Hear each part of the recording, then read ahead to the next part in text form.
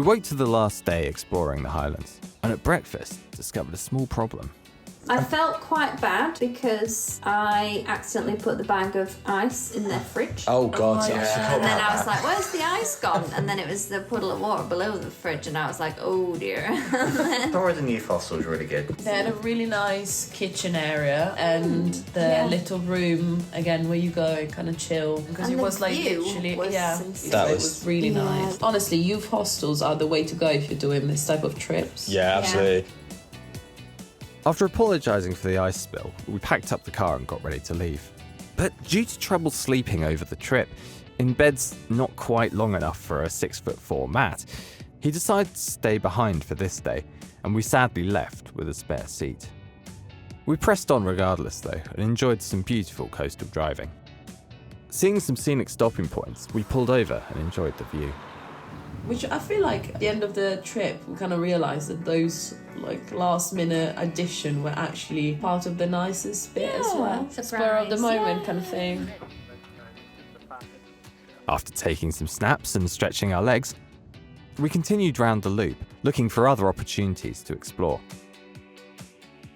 We went to Amina's beach as well, which may or may not have been some kind of military science testing site. That was another one that was kind of spur of the moment. And in classic Scottish fashion, got another turn of the weather, experiencing some moody mountain views. Christian went all the way up the... Up the sandstone. Yeah. You can take the boy out of the sandcastles.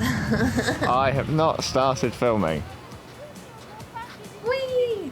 It felt like I was going really fast, and it just looked so. Like, look at it. I'm just like not going anywhere. You know when you're in a dream and you think you run away from something, but you can't really run? Yeah, you like your legs are like treacle. Yeah. And it doesn't even look that steep in that video. It was really steep though, to be fair. It's the most un-action hero shot ever. Tom Cruise, step aside. But I did get some great views, as well as a fun run down, at the expense of half the beach in my boots.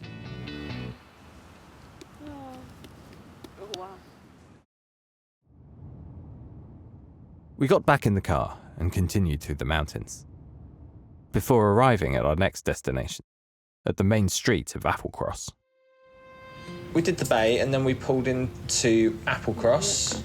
They're famous for their coups, but there was only a few, wasn't there, really? And they were sort of fenced, not just wandering around. There were quite a lot of deer actually there. We've definitely seen a lot of sheep.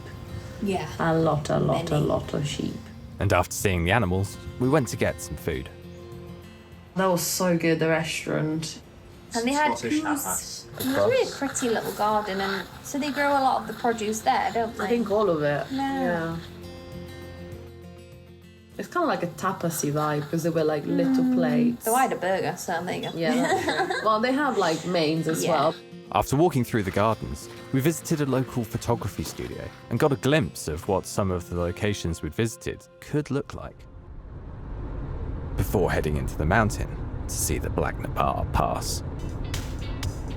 The Black Nabar Pass, which was a catfish, really, wasn't it? I think we just got unlucky with the weather first of all, and it was I think quite we had bendy. probably the worst light for a lot of the key areas like this, which was a shame. But Especially as we'd just been to the photography place and seen like what it was supposed to look like. So overcast, right? Yeah. So It was really cool though, like seeing how high you were on the other side of the famous part, basically. So I enjoyed that part more than the actual going down. Yeah, the going up was quite cool because I feel like it was the most unexpected part of it. But this is such a milestone of the NC500 that you've seen pictures of it and you expect this massive thing. There were tons of those like roads that didn't really have a barrier, and there's the nervousness of the ascent. I think it's a great road if you're also not in a 7-seater Kia Sorento.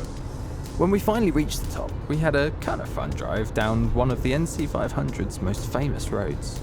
But when we reached the bottom, disaster struck. The midgets. Oh. Yeah, so we did the whole ascent, got down, got out to take a nice shot of where we'd just been from the bottom. Felt a bit of a bite on the back of my neck. I was just like, oh, need to swat that away. And then... And Christian also didn't realise, so he left the door open and... turned around and went, oh God, there's a lot of midges here. They were like shouting and waving. And then just heard screaming coming from the car. I thought they were all following me because there were tons around me. Yeah. And then I got into the car and realised that I'd just like shut you guys in with like hundreds Yeah, of basically. I started panic spraying smidge everywhere. Yeah. And there are so many just in the door. You just see a line of them. There were a lot of carcasses. Yeah. Good. We were absolutely fine the entire holiday, apart from that like 2 minutes of hell where we got all of Make up Scotland. for it, yeah. We hadn't realised it was going to be that midgety. Great new word for the English dictionary. We quickly left the Black Nabar Pass and continued through the beautiful mountain scenery towards our next stop off at Strome Castle.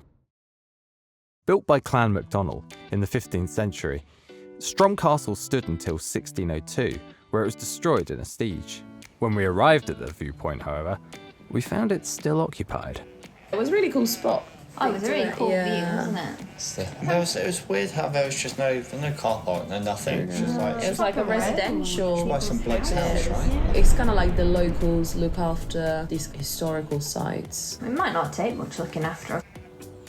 We saw so many sheep up close. It's amazing how tame the sheep were. So there were some very cute ones. One of them was drinking. He was going blah, blah, Like blah, a little. blah, blah. He was way too there you old go. to be doing that. That I was was like, so move funny. out. You are a teenager. It's time for you to get your own place. And piss off.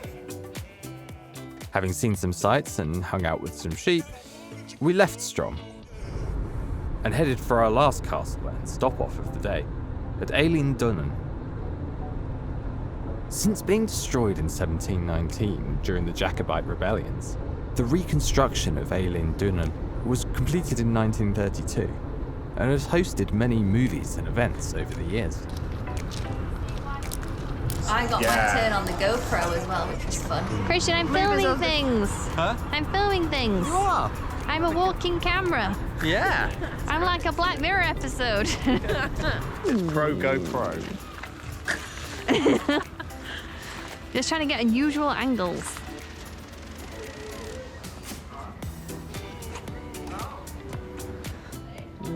So we explored and got some shots for the album, Claudia being very helpful. Look at that shot. That's really nice. Pretty.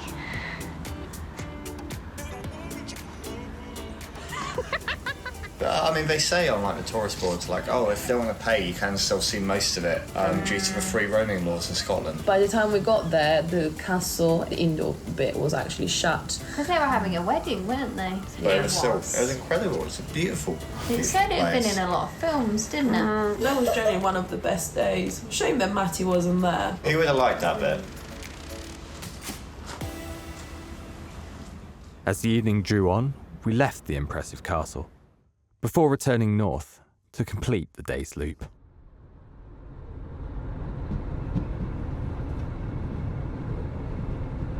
After an hour's drive, we returned to the hostel for a chilled evening and a chance to swap stories with Matt. The morning brought our final day in Scotland, and we still had one more activity planned in Inverness, but first we had to get there. And we had to peg it across the country, which... Well, we had the stressful cafe incident with the breakfast sandwiches. Oh yes, we're very time restricted, and that I found a lovely cafe next door to our thing, but then we were like, we have about 8 minutes till we have to leave, and this poor woman that lived an incredibly relaxed lifestyle. We all need our breakfast in 4.5 minutes or less, because we've booked something or we need to go. Fucking chef is probably having a mental breakdown. Very grateful to the restaurant for quick service, we ran back to the car and drove through some more beautiful scenery on our way back to Inverness. It was a strange mix of emotions, not wanting the trip to end and being in beautiful scenery, whilst praying that our planned go-karting wouldn't become another missed activity. We were, in fact, a little bit late go-karting. Go-karting, yeah! I did this for the first time. I did this first time behind a wheel. You were That's not. not Italian. I was the most cautious out of all of us. I would say that's correct. Yeah, you were the least Italian driver. I'm very proud of that. It was fun. I really enjoyed it. It was very tiring though. Yeah. It was a really fun end, wasn't it? That was our only high-octane activity of the entire trip because Smooth Cave and the zip line got cancelled. So after a really fun couple of hours, we came to the end of our adventure and had to say goodbye to the 6th member of our group. Return the car. Oh! And I was a little bit sad to give this Kia back because we'd had such a great time in it and it had really served us well. It holds a special place in my heart. If anyone is in the market for a 7-seater vehicle, I want them to get a white Kia Sorento. And I'm trying to talk them into it so I can then go and sit inside and be like, ah, yes, good memories.